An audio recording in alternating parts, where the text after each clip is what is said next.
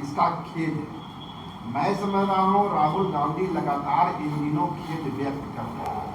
अतीत में कांग्रेस ने जो गलतियां की है राहुल गांधी उसे रेखांकित कर रहे हैं। आपने कहा कि कांग्रेस जहाँ मंत्री है उसका संचालन जो है या भाजपा या आरएसएस के द्वारा किया जा रहा है। राहुल गांधी आपसे पहले बोल चुके हैं कि कांग्रेस के अंदर भाजपा का स्लीपिंग सेल है। तो जिसकी ओर आप इशारा कर रहे हैं राहुल गांधी उसको बखूबी पहले ही रेखांकित कर रहे। बड़ा सवाल यह है कि देश में आज सबसे बड़ा खतरा भाजपा या कांग्रेस।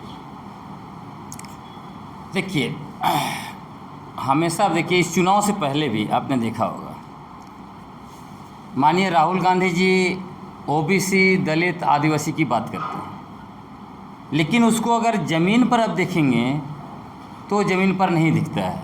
मतलब उसको आपको देखना पड़ेगा, जब चुनाव आता है उस समय में टिकट का शेयरिंग किसको दे रहे हैं, प्रतीकात्मक बड़े पदों पर कौन किनको बैठाए हैं कांग्रेस पार्टी का, ये सब चीज़ों को आपको देखना पड़ेगा। तो हम लोग कह रहे हैं, जैसे उन्होंने ये भी कहा जैसे आदिवासी देश के प्रथम निवासी हैं, मालिक हैं, बिल्कुल हम लोग उन चीज़ों का स्वागत करते हैं, लेकिन वो चीज़ रियलिटी में दिखना चाहिए। और जहाँ आपने कहा स्लीपर सेल का बात, जब उनको पता चल चुका है कि स्लीपर सेल है वहाँ पर, तो आप उसको हटाएंगे कि सिर्फ भाषण देंगे? अभी गुजरात में भी बहुत सारे नेता स्लीपर सेल चिल्ला रहे हैं, लेकिन चिल्लाने से तो नहीं होगा ना, बताना हटाना पड़ेगा। और जहाँ तक आपने कहा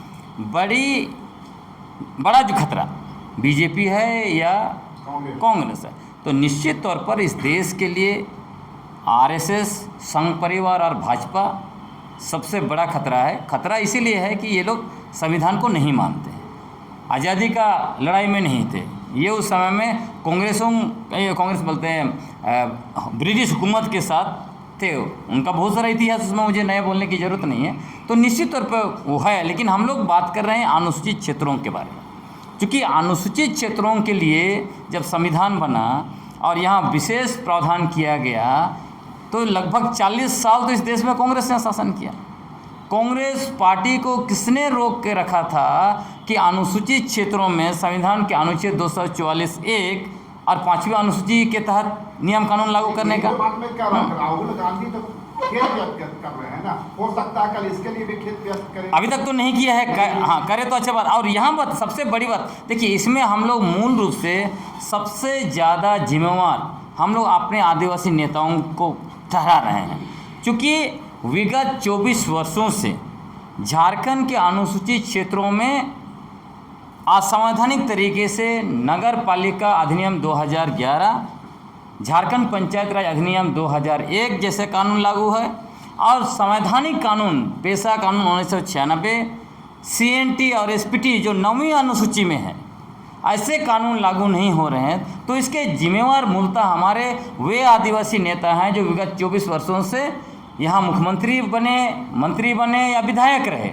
तो ये लोग को हम लोग कह रहे हैं कि आप ही लोग हैं, इसलिए 5वीं अनुसूची नहीं लागू हो रही है, हमारा जल जंगल जमीन खनिज संपदा की लूट हो रही है, तो सारा जिम्मेवार आप ही लोग हैं। इसलिए आदिवासी समाज आप सारे चीज़ों को नए तरीके से सोचने की कोशिश कर रहा है, और बहुत जल्द आपको झारखंड में आदिवासी राजनीति दिखाई देने लगेगा।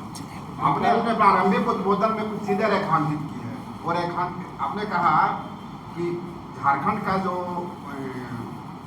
ग्रामीण पंचायती राज विभाग है, इसका संचालन जो है से भाजपा कर रही है, भाजपा से निर्देशित। आपका साफ इशारा मंत्री दीपिका पांडे की ओर भी है। तो क्या आपको लगता है कि दीपिका पांडे सिंह और निशा उरांव जो पंचायती राज निदेशक है, ये दोनों भाजपा के गोद में बैठ के नहीं ठीक है जिसमें स्टेटमेंट दिए थे, तो ये भाजपा का जो उद्देश्य है उसको पूरा कर रही है? यही भाजपा के स्लीपर सेल है। आप सिंपल सा देखिए, यदि पंचायत राज विभाग की निदेशक सीधे केंद्र सरकार से मिलके अगर परियोजना लागू कर रही है झारखंड में, पेशा दिवस मनाती है, उसमें मंत्री को नहीं बुलाती है, यहाँ पे जो है कि लॉन्च करती है इतना बड़ा परियोजना, उसमें उनको नहीं बुलाती है, दिल्ली में इतना बड़ा कार्यक्रम आयोजन करती है, वहाँ भी नहीं, और वहाँ पे भाजपा के बड़े बड़े नेता और मंत्री दिखते हैं, तो इस क्या मान लिया जाए? यही माना जाएगा कि स्लीपर सेल यही है। और इसीलिए जो है शायद अब सरकार के माननीय मुख्यमंत्री ने तत्काल कार्रवाई करते हुए जो डायरेक्टर साहब को सीधे वापस बैरंग भेज दिया। तो ये तो दिख रहा है, आप कांग्रेस पार्टी को समझना है कि स्लीपर सेल कौन कौन है, कहाँ किनको हटाना है। हम लोग तो यही कह रहे हैं कि देखिए हमारे आदिवासी क्षेत्रों के लिए, अनुसूचित क्षेत्रों के लिए कांग्रेस पार्टी और भाजपा दोनों राष्ट्रीय पार्टियों को हम लोगों ने देख लिया।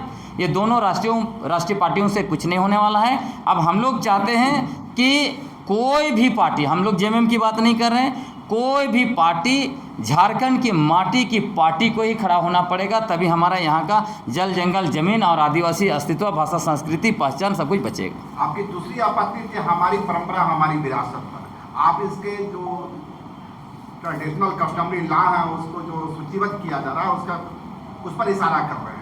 तो आपको क्या लगता है कि आरएसएस का जो एक बड़ा प्लान रहा है इतिहास का पुनर्लेखन, तो क्या ये वही इतिहास के पुनर्लेखन का? बिल्कुल। आदिवासी देखिए इसमें दो चीज़ें हैं। एक तो यह समझना होगा कि हमारे पूर्वज इतने क्रांतिकारी थे जो ना आर्यों की गुलामी की, ना मुगल के साथ वो खड़े हुए, और ना जो है कि ब्रिटिश हुकूमत के सामने झुका।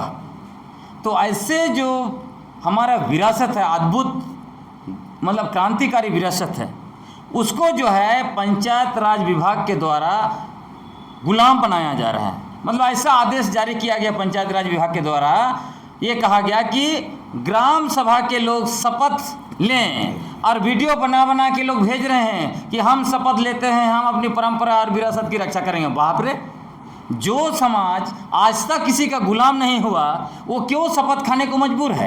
इसका मतलब कहीं ना कहीं ये लोग गुलाम बना रहे हैं। इसी बिना पर आप तय कर रहे हैं कि आरएसएस का पुनर्लेखन करें? नहीं, इसीलिए आप देखिए उसी आप उसमें जो लोग शामिल हैं। नहीं, एक चीज समझ में आती है आपको, वो जो परंपरा का सूचीबद्ध किया जा रहा है उसमें विरासत का सूचीबद्ध पर आपको आपत्ति है, या संघर्ष आदिवासी समाज का अब तक का जो संघर्ष रहा है वो उसके पन्ने? नहीं, हमारा बहुत स्पष्ट कहना है, आदिवासियों की जो भी उनके बारे में अनुसंधान करना है, दस्तावेजीकरण करना है, या कुछ पुस्तकें छापनी हैं, निरंतर उसका कार्य जो है ट्राइबल रिसर्च इंस्टीट्यूट कर रहा है। तो केंद्र सरकार करना है ना।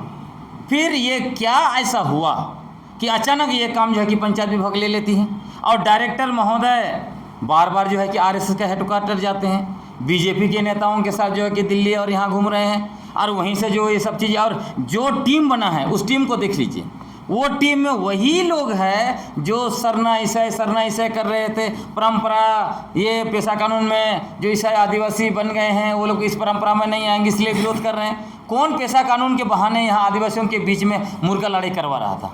तो वो पूरा टीम में आप देखेंगे तो कहीं ना कहीं ये सारे आदिवासी लोग मैक्सिमम आरएसएस ग्रुप से आते हैं।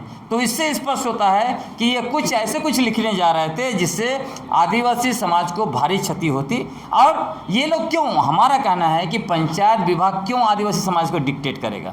आज इनको क्यों जरूरत है? आदिवासी समाज को पेशा कानून दीजिए ना, ग्राम सभा अपना ही खुद रिकॉर्ड वहाँ पे बनाएगा, वो अपना सर्वे करेगा, एक एक ग्राम सभा अपना हिस्ट्री लिखेगा। आपको ठेका किसने दिया है? आपको क्या लगता है कि अगुआ सरकार सही टाइम पर अलर्ट हो गई और निशा उरांव की विदाई हो गई?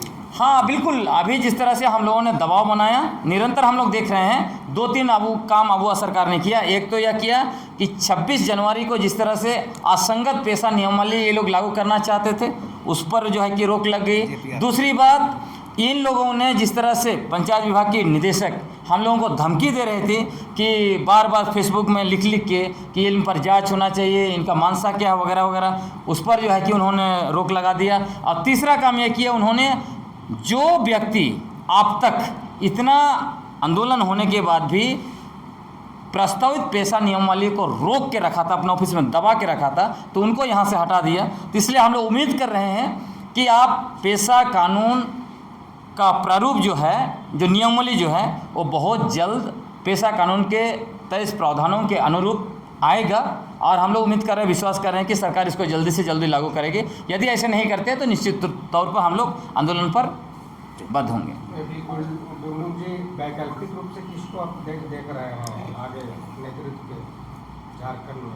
देखिए अभी हम लोग वैकल्पिक नहीं जा रहे हैं, अभी हम लोग कह रहे हैं अपना एजेंडा कि मूल रूप से हम लोग का जो मूल एजेंडा है, जो आदिवासी इलाका अनुसूचित क्षेत्र के भी अलावा उस इलाका में कैसे हम आदिवासियों की मूल आदिवासी पहचान, धार्मिक पहचान, सरना कोड, आदिवासी का जल जंगल जमीन खनिज संपदा, इस पर हमारा पूरा मालिकाना हक कैसे हो।